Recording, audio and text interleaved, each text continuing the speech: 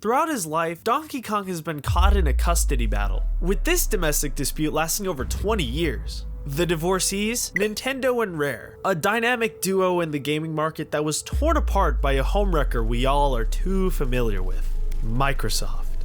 When Microsoft purchased Rare, they destroyed a perfectly good household, and what was left? A family of Kongs struggling to stay together. So how did DK survive that household? Well, we gotta start at the beginning. After the massive success of Radar Scope, Nintendo realized they needed more money, so they dismantled all the radar scopes inside the warehouse full of them to make Donkey Kong. And as we all know, it became a big hit, one of the most iconic arcade cabinets ever. But it was successful with no real controversies to speak of. Not every game that was in an arcade was featured in pixels, you know. Donkey Kong had to work for that. Can you believe he won that case, by the way? The first DK game did so well that they just had to make a couple more of them, leading to the series receiving a cult following. This resulted in even more spin-offs that weren't just arcade cabinets, including the lesser-known DK Junior Math, which was made during Nintendo's midlife crisis, where they decided to educate the youth on the importance of typing, painting, and missing. It's actually really confusing as a game, and I can only imagine it made the math harder as a result. But this left Nintendo at a crossroads. Donkey Kong needed a facelift, and bad. But thankfully, the British were coming. Who were those British people, you might ask? Rare. Like all good stories, Rare started with a couple of guys who wanted to do something with computers. See, up to this point, 3D was the next big thing for gaming, and just media in general. So to be one of the frontrunners for the tech is saying something. Rare decided to show off a bunch of these 3D models to these big gaming companies at the time, Nintendo being one of them. And they loved it, so much so that they would give them an IP to work with. Donkey Kong. Granted, he'd kind of been withering away in the back for a few years, but hey, a mushy brown banana is better than no banana. So Nintendo and Rare worked together for almost 8+ years, making some classics in the process. But like all gaming horror stories, this story involves Microsoft. Microsoft was very IP hungry even before the Xbox One days. In 2002, Rare was bought out by Microsoft for a pretty penny. This kinda pissed Nintendo off, as, Nintendo and Microsoft were kind of rivals in the console scene at the time. And when I said custody battle, I meant it.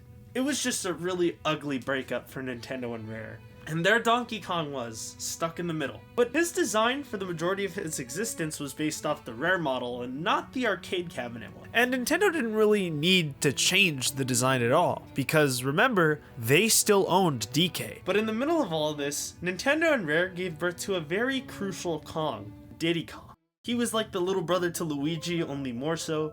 He was only popular enough to get things like a spin-off racing game, you know, with the likes of Banjo, Conker, and this Clock Eye. But it caused a lot more trouble, and it put a monkey wrench in this divorce, if you will. Nintendo owned Diddy Kong and Diddy Kong Racing, but not the other characters inside.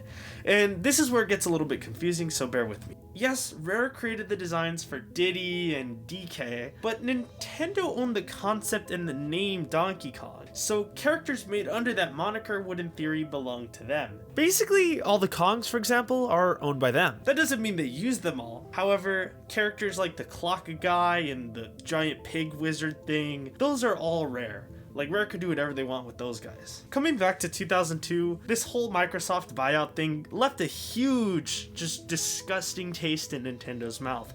This purchase had a lot of ripple effects that Nintendo still feels today. It took Smash Ultimate, a DLC pack, to get Banjo on Nintendo consoles again. This is also why Geno isn't in anything, by the way. Nintendo liked to sleep around with a lot of these different companies back in the day, and they went through a similar process with DK, but with Geno with Super Mario RPG and Square Enix, where they don't own it. It's actually Square Enix that owns Geno and the Mushmallow guy, whatever his name. Considering all of that, you know, DK and Diddy got off pretty light compared to the former. You see, throughout the years, Donkey Kong and Diddy Kong would get a healthy-ish stream of games, still using Rare's design, though the Kongs were stuck in a broken household still. The identity crisis just kept getting worse and worse. So from 2002 to about 2011, games were really different for DK. They threw them all over the place in an effort to see what would stick. Nobody was asking for Donkey Konga, but we got it. Not gonna complain. After 2011, the games just stopped. all of a sudden. Only a few games would span 2011 onward. One we're too familiar with, you know, the one with the HD port that Nintendo obsessed over during Switch 2 rumors. Seriously, why did Nintendo do that? But it left our DK bros hungry for more than just bananas. We would run through nearly 2 consoles lifespans with almost nothing to show for DK. Just a couple of 2D games.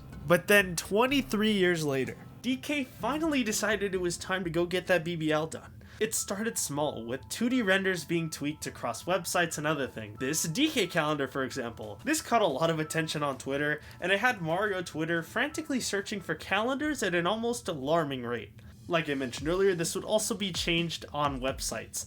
DK's design was starting to change. Websites, shirts, basically anything promotable or marketable was starting to switch to the new DK design. Then of course, the big one. You had the new Mario Kart 9 tease during the Switch 2 reveal trailer, and that blurry 144p picture of DK making him look like a cryptid took the world by storm. Thankfully, we don't have to dissect this frame by frame. We have that brand new DK game to look at. It is definitely clear to me that they wanted to return to their roots and pay homage to the original arcade cabinet design with this. The eyes are the biggest giveaway, and they're in my opinion better than the Rare design. Rare's design was near perfect for the time. DK was supposed to always look slightly pissed, and since the tech wasn't there like it should have been, he was just given resting Kong face. I mean, they put him on a monster truck for crying out loud. This was a good design, like seriously. But this new design adds that whimsy that DK had back in the day. I think it's great. He looks like a big goofball, but when he looks pissed, boy does it look nice. That's not to say the Rare model couldn't be expressive. I do love the awooga face he would make constantly, but that's also not to say I'm not excited to see the top banana and a new fresh coat of paint. They're both very expressive in different ways. And to be fair, we should have seen this coming. The last big piece of DK media, not counting Tropical Freeze HD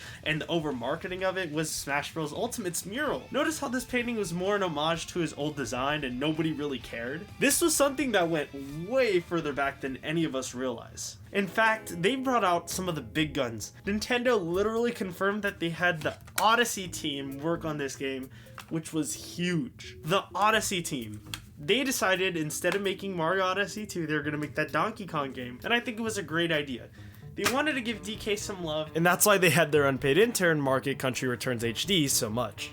But remember, we have a better view of that Mario Kart World cryptid from earlier. They definitely changed the design enough to match up with Bonanza, which I think is great, but a lot of his tricks and stuff are still modeled after the Mario Kart 8 Deluxe model, which is fine, I'm not complaining. I think it works because it allows us to become familiar with the design. He feels a little bit more charming, like a little bit softer, not too jagged. He just feels more at ease, if that makes sense. Granted, that might be the wonder of Mario Kart World talking, but I think this change more than suits him. I do want to see what they do to Funky Kong though, because Cranky Kong looks unchanged. So would Funky Kong look different? What about Diddy? Are they keeping those designs? And then that means that there's like this weird amalgamation of like Rare designs or Rare era designs, Rare inspired designs, and then you have the new one?